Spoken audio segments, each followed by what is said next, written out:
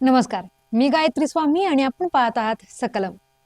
मंडळी, सध्या सोशल मीडियापासून त्या आंतरराष्ट्रीय माध्यमांपर्यंत एकाच विषयाचं वावटळ उठलंय. अमेरिकेचे राष्ट्राध्यक्ष डोनाल्ड ट्रम्प यांनी नुकतीच एक ऐतिहासिक घोषणा केली. विषय टॅरिफ नाही, तर अमेरिकेच्या ताब्यात असलेले एलियन्स आणि युएफओ शी संबंधित सर्व क्लासिफाईड फाईल्स सार्वजनिक केल्या जातील. तुम्हाला आठवत असेलच, आपल्या कोल्हापुरात सुद्धा अशा चर्चा रंगल्या होत्या. साधारण 2014-15च्या दरम्यान पन्हाळा आणि ज्योतिबाच्या डोंगरांमध्ये रात्रीच्या वेळी आकाशात विचित्र प्रकाश दिसल्याच्या बातम्या आल्या होत्या. अनेक स्थानिक लोकांनी दावा केला होता की आकाशात एक शांतपणे चालणारी प्रकाशमान वस्तू दिसली, जी अचानक वेगाने गायब झाली. ती युएफओच असावी, पण ते सत्य होतं हे समोर आलंच. तरी त्याच्या चर्चा आजही कोल्हापूरच्या कट्ट्यांवर रंगताना दिसतात. लहानपणापासूनच ज्या जादूची आपण गोष्ट ऐकली, तो खरा की खोटा? तर ट्रम्प म्हणतात की लोकांना सत्य जाणून घेण्याचा पूर्ण अधिकार आहे. पण प्रश्न असा आहे की आत्ताच का? आज आपण या पॉडकास्टमध्ये या घोषणेमागचं गुपित उलगडणार आहोत. आपल्या सगळ्यांना जास्त इंटरेस्ट आहे ते युएफओ म्हणजे अनआयडेंटिफाईड फ्लाइंग ऑब्जेक्ट्स, आपल्या उडत्या तबकड्या. ज्या वेगाने अफवा उडतात त्यापेक्षा जास्त वेगाने या तबकड्या उडत असतील, असे सगळे गैरसमज आपल्या सर्वांच्या मनात आहेतच. एलियन्सचा विषय काही आजचा नाहीये. 1947चा रोजवेल इन्सिडेंट हे आधुनिक युएफओ इतिहासातील सर्वात मोठे वळण होतं. न्यू मेक्सिकोच्या रोजवेल वाळवंटात एक उडती तबकडी कोसळल्याची बातमी खुद्द अमेरिकन लष्कराने दिली, पण दुसऱ्याच दिवशी त्यांनी शब्द फिरवला आणि तो वेदर बलून असल्याचं सांगितलं.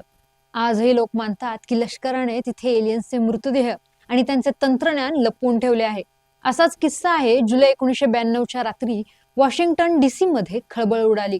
अमेरिकेच्या राष्ट्रपतींच्या निवासावर म्हणजेच व्हाईट हाऊसवर एकामागून एक अनेक उडत्या तबकड्या दिसल्या. रडारवर त्या दिसत होत्या, पण जेट विमान पाठवल्यावर त्या गायब व्हायच्या. ही घटना आजही विज्ञानासाठी एक कोडं आहे. आणि अजून इंटरेस्टिंग गोष्ट म्हणजे एरिया 51 नेवाडा वाळवंटातील हा एक अतिशय गुप्त लष्करी तळ आहे. नकाशावर असूनही तिथे कोणालाही जाण्याची परवानगी नाहीये. असं म्हटलं जातं की रोजवेल मध्ये मिळालेले एलियन तंत्रज्ञान इथे रिव्हर्स इंजिनियर केलं जातं. म्हणूनच या बेस भोवती नेहमीच गूढवलय असतं. हे गूढ रहस्यमय असंच नाहीये, ते थोड्या प्रमाणात बनवलं देखील गेलंय असा काही तज्ञांचा दावा आहे. म्हणजे समजा, जर मी तुम्हाला सांगितलं की एलियन कसा दिसत असावा, तर तुम्ही सांगाल माणसासारखा, जरासा विचित्र, मोठ्या डोक्याचा, त्याला अँटिना पण असू शकतो आणि ज्याच्याकडे सुपर पॉवर असतील. तरीही या जगात आपल्याहून वेगळी पण जीवसृष्टी असेल, ही कल्पनाच किती भन्नाट आहे नाही? आपल्या लहानपणीचा कोई मिल गया मधला जादू असो किंवा आमिर खानचा पीके पाहताना हे सगळं खरं खुरं वाटतं. आणि तुम्ही हिस्ट्री चॅनलवरचं एन्शियंट एलियन सिरीज पाहिलीच असेल, त्यात देवताही हे एलियन्स अशी थेरी मांडली. किती भारी गोष्ट होती ती, झटकन विश्वास बसावा कोणाचाही. आणि मग त्या उडत्या तबकड्यांचा संबंध एन्शियंट एलियन्स म्हणून जोडला जाऊ लागला तो आपल्या पौराणिक कथांमधील आकाशातून येणाऱ्या विमानांशी. नशिबाने भारतीय राजकारणाचा प्रमुख चर्चेचा हा विषय नसला तरी लडाख आणि हिमालयाच्या सीमेवर तैनात असलेल्या सैनिकांनी अनेकदा विचित्र प्रकाश आणि युएफओ पाहिल्याचे दावे केलेत. असा हा इंटरेस्टिंग विषय.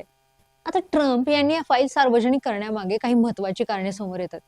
ट्रम्प नेहमीच ओबामांना त्यांचा प्रतिस्पर्धी समजतात, त्यामुळे ओबामांना चुकीचं ठरवायचं, विलन ठरवायची कोणतीच संधी ते सोडत नाहीत.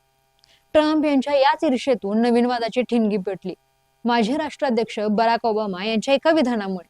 एका मुलाखतीत ओबामांनी गमतीने म्हटलं की एलियन्स खरे आहेत. यावर ट्रम्प यांनी आरोप केला की ओबामांनी गुप्त माहिती लीक केली आहे.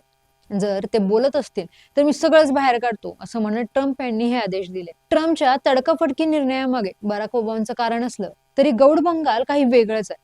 अनेक विश्लेषकांचं असं मत आहे की एप्स्टीन फाईल सारख्या इतर वादांपासून जनतेचं लक्ष भरकवण्यासाठी ही एलियन्सची बातमी समोर आणली जात आहे.